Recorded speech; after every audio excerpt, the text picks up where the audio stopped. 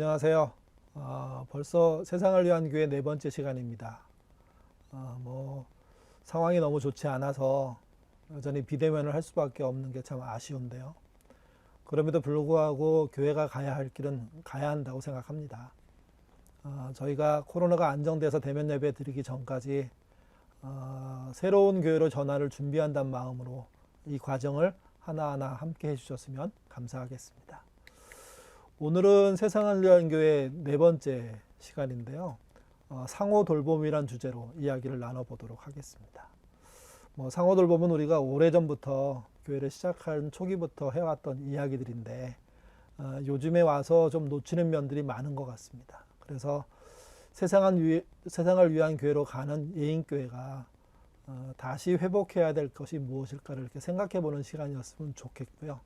또 좋은 그런 저희들의 도전이 있어서 더 좋은 방식으로 상호 돌봄을 했으면 좋겠습니다. 먼저 처음 우리가 드리고 싶은 이야기는 지난주 저희가 모임 끝날 때 그 병든 신자 또는 병든 교회의 특징에 대해서 나눈 이야기로부터 시작해 보도록 하겠습니다. 지난주에 병든 신자와 병든 교회의 특징을 세 가지로 말씀을 드렸죠. 첫 번째는 자기 주장은 너무 많은데 하나님과의 소통이 충분히 않을 때 그때 병든 신자가 되는 것이고 병든 교회가 되는 거라고 말씀을 드렸습니다. 보통 하나님과의 소통을 얘기하면 신비로운 이야기들을 하려고 합니다. 남들이 알지 못하는 걸 뭘 감지해내고 또 세상에 없는 기적 같은 일들이 벌어지고 막 이렇게만 얘기하는데 그것은 엄격히 얘기하면 우리가 노력한다고 될 일이 아닙니다. 그래서 이제 이 본문에서 우리가 얘기했던 병든교회의 특징에서 말하는 하나님과의 소통은 우리가 해야 될 일을 말하는 거예요. 우리가 그분의 말씀을 읽어야 함과 또 그분께 기도해야 하는 거죠, 이게. 그걸 통해서 우리는 하나님께 소통하기 위해서 나가는 거고요. 하나님이 하실 일을 그때 하실 겁니다. 그래서 깨달아지는 것, 그래서 배우게 되는 것, 그래서 기도가 깊어지는 것, 이런 것들이 일어나야 되는 거죠. 이게 없을 때 신자는 자기 주장을 시작합니다. 교회는 자기가 살아나갈 방법을 고안해내기 시작합니다. 이럴 때 그 교회가, 그 신자가 병들었다고 말할 수 있는 거죠. 두 번째는 옛것을 옛것으로 인정하지 않을 때, 옛것임에도 포기하지 않고 매달릴 때. 옛것이라는 건 분명히 지난 시간에 꼭 필요한 거였습니다. 근데 사람은, 또 교회는 그 옛것에 얽매일 수 없습니다. 하나님 외에 모든 것은 바뀔 수 있다는 것을 우리가 받아들여야 되고 그 바뀌는 과정들을 해낼 때 그들이 건강해질 수 있는 거죠. 근데 옛것이 지배하는 교회, 옛것에 빠져있는 개인, 이 사람들은, 이 교회는 병들 수밖에 없는 겁니다. 세 번째는 특정 부분을 우상할 때입니다. 이게 옛것이 더 고착화되면 그런 일들이 벌어지는데요. 또 자신의 좋은 면만 보고 이야기하는 겁니다. 둘 다 같은 면이 있습니다. 그러니까 교회가 교회를 우상화하거나 개인이 개인을 절대시하는 거, 또 교회 안에 누군가를 절대시하는 거, 이거 문제 있는 겁니다. 그러니까 이렇게 세 가지의 현상들을 봤을 때 여기에 걸리는 부분들이 있다면, 그리고 그 숫자가 많다면, 그러면 병든 게 확실한 거죠, 이게. 사람의 몸이 병들면 약으로 치료합니다. 그러나 정신과 마음이 병들면 어떻게 해야 할까요? 요즘 의학이 발달해서 약으로 치료하는 부분들이 실제 있죠. 그 부분들에 대한 것을 무시할 수는 없습니다. 근데 정신적인 면과 연관된 건강의 입장에서는 약만으로 치료할 수 없습니다. 건강한 변화가 일어나야 되는 거죠. 그러니까 건강한 신자가 되려면, 건강한 교회가 되려면 건강한 변화가 실제 삶 속에서 또 그들의 공동체 속에서 일어나지 않으면 건강해질 수가 없습니다. 병든 교회가 건강한 척한 것을 본 적이 많습니다.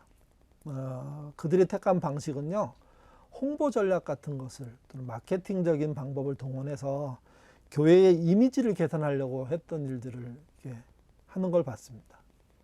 그들이 이제 그래서 교우들에게 또 교회에 속한 사람들에게 이런 얘기하죠. 교회를 자랑해야 된다고. 그러니까 교회를 자랑하면 바깥에 있는 사람들이 이 교회가 괜찮겠구나 하고 생각할 거라는 거죠. 또 목사 자랑을 하라고. 우리 목사님이 어떤 분이야 라고 자랑하기 시작하면 그러면 주변 사람들이 그 교회를 좋은 교회로 볼 거라고 생각한다는 겁니다. 근데 그것은 사실은 속마음, 실체는 가리고 겉에 얼굴을 쓰는, 그러니까 새롭게 위장하는 뭐 이런 방식밖에 안 되는 거죠. 저는 진짜 아름다운 덕을 선전한다는 게 무엇인지를 우리가 마음속에 잘 새겨야 되고, 그게 선전이 아니라 있는 모습을 그대로 보여주는 것이 되지 않으면 사실은 이미지 개선, 건강한 교회의 변화는 없다고 생각합니다. 비슷한 이야기로 보이는 말씀이 있습니다. 이 말씀 때문에 오해들을 많이 하게 되는데요. 베드로전서 2장 9절 말씀 한번 같이 읽어보도록 하겠습니다. 그러나 너희는 택하신 족속이요 왕같은 제사장들이요 거룩한 나라요 그의 소유된 백성이니 이는 너희를 어두운 데서 불러내어 그의 기이한 빛에 들어가게 하신 이의 아름다운 덕을 선포하게 하려 하심이니라. 이 본문에서는 베드로가 거듭난 신자들, 그러니까 그 당시에 교회에 속해 있는 신자들을 네 가지로 부릅니다. 첫 번째가 택하신 족속, 그리고 왕 같은 제사장들, 그리고 거룩한 나라, 그의 소유된 백성이죠. 이 네 말의 공통점은 뭐냐면 공동체적으로 불렀다는 겁니다. 또는 공동체로 불렀다는 겁니다. 분명 부를 때는 그 사람 한 사람을 부르셨을 겁니다. 또 그 사람들도 한 사람 한 사람 예수님을 믿게 됐겠죠. 물론 뭐 어떤 경우에는 여러 사람이 함께 있는 자리에서 믿었을 수도 있겠지만, 근데 어쨌든 믿음은 홀로 갔습니다. 근데 그 믿음을 가지고 어디로 가야 하느냐를 보여주는 말이 금방 베드로가 신자를 향해서 불렀던 네 가지 말 속에 있는 거죠. 이거를 줄이면 공동체로의 부름입니다. 그러니까 이렇게 부름받은 자들이 그렇게 부름받은 하나님의 뜻을 쫓아 뭘 해야 되느냐, 그걸 이 본문이 아름다운 덕을 선포하는 것이라고 얘기하고 있습니다. 아름다운 것을 이렇게 선포하는 것이 무엇일까? 이게 선전하라는 걸까? 저는 그렇게 보면 안 된다고 생각합니다. 교회 홍보하고 목사 자랑해서 교회의 이미지를 만들어서, 그게 사실은 올바른 이미지가 아닌데, 정직한 이미지가 아닌데, 그러면 그거는 뭐 상품을 팔기 위해서 속이는 수를 쓰는 것과 다름이 아니잖아요. 요즘 상품을 사다가 속이면 나중에 굉장히 큰 어려움들이 생깁니다. 그러면 아름다운 덕을 선전한다는 건 뭘 말할까요? 그걸 좀 오늘은 살펴보고 싶습니다. 같이 보시죠. 사도행전 2장 43절에서 47절. 우리가 너무도 많이 설교했고 성경 공부했고 여러분 잘 아시는 말씀입니다. 이곳에 일어난 변화를 가지고 한번 얘기했으면 좋겠습니다. 같이 읽어보죠. 사람마다 두려워하는데 사도들로 말미암아 기사와 표적이 많이 나타나니 믿는 사람이 다 함께 있어 모든 물건을 서로 통용하고 또 재산과 소유를 팔아 각 사람의 필요에 따라 나눠주며 날마다 마음을 같이하여 성전에 모이기를 힘쓰고 집에서 떡을 떼며 기쁨과 순전한 마음으로 음식을 먹고 하나님을 찬미하며 또 온 백성에게 칭송을 받으니 주께서 구원받는 사람들을 날마다 더하게 하시니라. 이 말씀은 먼저 대단히 환상적인 면이 있습니다. 왜 그러냐 하면 아무리 하나님을 믿는 신자들의 공동체라고 하더라도 이런 일이 날마다 일어나는 게 아닙니다. 어떤 기간에는 일어날 수 있지만 또 어떤 기간에는 그렇게 일어나지 않고 이렇게 평범하게 지나갈 수도 있는 거거든요. 또 이걸 횟수로 따지면 자주 매일 막 일어나는 게 아니라는 겁니다. 그러니까 일반화시킬 수 없습니다. 그리고 이건 이상적인 면도 있습니다. 하나님의 역사도 있어야 되지만 그 역사 속에 참여한 신자들이 어떻게 노력하느냐도 같이 들어있는 거거든요. 그러니 어쩌면 평생에 한 번 또는 두 번, 많이 보면 몇 번 볼 수밖에 없는, 이걸 더 많이 보면 사실은 더 좋은 공동체이긴 한데, 그래서 이 장면은 정답처럼 모든 곳에 대비해가지고 꼭 이렇게 해야 돼, 이렇게 말할 수는 없다는 겁니다. 이 이야기를 할 때 또 하나의 조심할 점은 하나님이 이를 주도하셨다는 겁니다. 그래서 제일 끝에 구절 47절에 보면 주께서 구원받는 사람을 날마다 더하게 하셨다는 표현으로 이 역사 전체를 표현하고 있는 거죠. 이 말은 기사도 표적도 하나님이 하셨다는 겁니다. 그 기사와 표적을 누가 믿는 사람들이 그 기사와 표적 안에 있었다는 거죠. 또 그거를 따라갔다는 거죠. 이게. 마땅한 기적과 마땅한 표적이 일어날 때 신자들이 자신들이 무엇을 해야 될지 알았고, 이 본문은 그 안 내용을 뭐라고 얘기냐면 상호 돌봄이라고 얘기하고 있습니다. 물론 47절에 보면 하나님을 찬미하고 모여 예배드리고, 46절에 보면 성전에 모였다는 얘기가 있습니다. 그러니까 예배, 공동체의 모임 얘기도 있지만 그 앞구절은 앞구절의 핵심은 상호 돌봄입니다. 그러니까 하나님의 기사와 역사가 일어날 때 신자들은 뭘 했냐? 상호 돌봄한 거죠. 그리고 모여서 예배드린 거죠. 함께 기도한 거죠, 이게. 오늘 저희가 좀 확실하게 보고 싶은 것은 상호 돌봄입니다. 그러니까 건강한 교회란 하나님의 역사가 있어야 됩니다. 그것만 있으면 다냐? 아니라는 겁니다. 신자들의 상호 돌봄이 능동적으로 일어나야 가능한 거죠. 또 이것은 상호 돌봄이라는 것은 단순히 구제했다 이 정도의 문제가 아니라요, 실제 복음을 전하는 내용이었다는 겁니다. 그래서 그 결과가 뭡니까? 주께서 구원받는 사람을 날마다 더하게 하셨다는 거죠. 나가서 사람을 데리고 왔다는 뜻이 아니라 상호 돌봄을 그들이 하고 예배하고 기도하고 있었더니 사람들이 찾아오게 되었다라는 의미로 볼 수가 있습니다. 상호 돌봄의 예는 예루살렘 교회만 일어난 게 아닙니다. 성경 곳곳에 여러 가지 예들이 이미 있습니다. 그래서 그 있음을 우리가 이렇게 확인해 볼 필요가 있습니다. 첫 번째는 성경에 다양한 예 첫 번째는요, 돕는 배필이라는 단어입니다. 아담이 홀로 있을 때 하나님은 그와 함께할 하와를 주셨습니다. 아담의 소유로 준 게 아닙니다. 아담과 하와가 서로에게 돕는 배필이 되는, 다른 말로 하면 상호 돌봄이 되는 자로 주신 거죠. 이게. 또 이사야가 평화의 나라에 대한 이야기들을 합니다. 그럴 때 상호 돌봄은 사람의 세계를 넘어서서 피조 세계 전체로 확대되는 면이 있습니다. 그 장면에 이런 대화들이 있습니다. 이리와 어린 양이 함께 뛰놀고, 표범과 새끼 염소가 같이 자고, 송아지와 사자가 함께 여물을 먹고, 또 어린아이가 이들을 기르고, 아주 포악한 짐승들을 기르는 거죠. 또 젖먹이 아이가 방울뱀 소굴에 위를 기어다니고, 그리고 걸음마하는 아이가 독사굴에 손을 넣고. 이건 인간의 상호 돌봄을 넘어서서 정말 비현실적으로 온 우주 안에 상호 돌봄이 가능함을 보여주고 있는 이야기입니다. 이걸 이사야는 평화라고 얘기했습니다. 그리고 오늘 우리가 나누는 본문의 이야기, 예루살렘 교회가 그 예 중에 하나인 거죠. 하나님의 이적과 기사가 있는 곳에 적극적인 상호 돌봄이 일어났고, 사람들은 그걸 기이하게 봤고, 그래서 교회로 찾아오기 시작했다는 겁니다. 그 결론의 말씀 앞에서 봤지만 2장 47절 같이 보겠습니다. 하나님을 찬미하며 또 온 백성에게 칭송을 받으니 주께서 구원받는 사람을 날마다 더하게 하시니라. 상호 돌봄이란 놀라운 일들을 그들이 했음에도 불구하고 그들은 뭐라고 표현했냐면, 본인들이 사람을 불러 모았다고 표현하지 않습니다.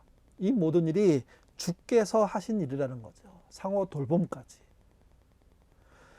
교회란 생수의 강을 갖고 있는 곳입니다. 그리고 이 생수의 강은 흘러서 세상으로 나가야 됩니다. 코로나19 시대가 지금인데 이때도 똑같이 세상으로 흘러내보내야 될 게 있죠. 그게 뭐냐면 전도하러 나가는 게 아니라 상호 돌봄의 결과를 내보내는 겁니다. 교회가 먼저 교회 내부를 상호 돌봄해야 될 겁니다. 그리고 거기서 멈추면 안 됩니다. 세상을 위한 상호 돌봄 해야 하는 거죠. 그래서 이번 주 아둘람 모임을 통해서는 여러분들에게 부탁 하나 드립니다. 여러분들이 우리 교회가 상호 돌봄을 잘 하기 위해서 어떤 것을 할 수 있을지 제안을 해주시면 좋겠습니다. 진짜 예인교회가 그동안 해왔던 일들을 더 발전시키고 옛것이 아닌 새것의 방식으로 상호 돌봄을 하면 어떨까? 그리고 그것에 대한 적극적인 제안 여러분 해주셔야 교회가 병들지 않고 옛것을 버리고 더 나은 쪽으로 또 미래를 향해서 나갈 수 있게 되고, 그것이 결국은 코로나나 문화센터 이후를 대비하는 대비책이 될 거라는 거죠. 제가 한 가지 제안 드리고 싶습니다. 운영위원들과 잠깐 얘기 나누면서 이런 얘기 해도 어떻겠냐 했더니 동의하신 부분이 있어서 설명을 드리는 건데요. 사실 이 생각은 저는 좀 오래된 생각이기도 합니다. 근데 뭐 코로나가 힘들어서 이런 얘기를 못 했었죠. 이 제안은 이런 겁니다. 코로나로 인해서 대면 예배가 안 된 지 저희가 10개월이 되지 않았습니까? 처음 4개월 정도 우리 교회는 교우들의 헌금을 공식적으로 받지 않았습니다. 심지어 알리지 않도록 운영에서 논의도 했고, 그래서 교회 계좌를 공개하지 않았습니다. 물론 그렇다고 해서 헌금이 전혀 안 들어온 건 아닙니다. 교우들 중에 실제 교회 계좌를 알고 있는 분들이 헌금을 해주셨습니다. 또 몇몇 분들은 재정부에게 헌금 계좌를 물어보기도 했죠. 그래서 전부는 아니지만 소수가 헌금을 뭐 그 4개월 동안 한 것은 사실입니다. 저희가 이제 10개월을 지나고 2020년도를 이렇게 지금 결산하고 있는데, 결산해 보니까 결국 어떤 일이 벌어졌냐면요. 그 4개월 동안 받지 않았던 우리가 헌금, 그 다음에 10개월 동안 우리가 공식적으로 운영하지 않았던 주정 헌금, 그 정도 액수만큼이 이제 결산에서 빠지게 된 거죠, 이게. 그래서 한 22.24% 정도, 뭐 정확한 제가 지금 숫자는 기억 못 하는데 20% 넘게 사실은 헌금이 줄어드는 일들이 벌어졌습니다.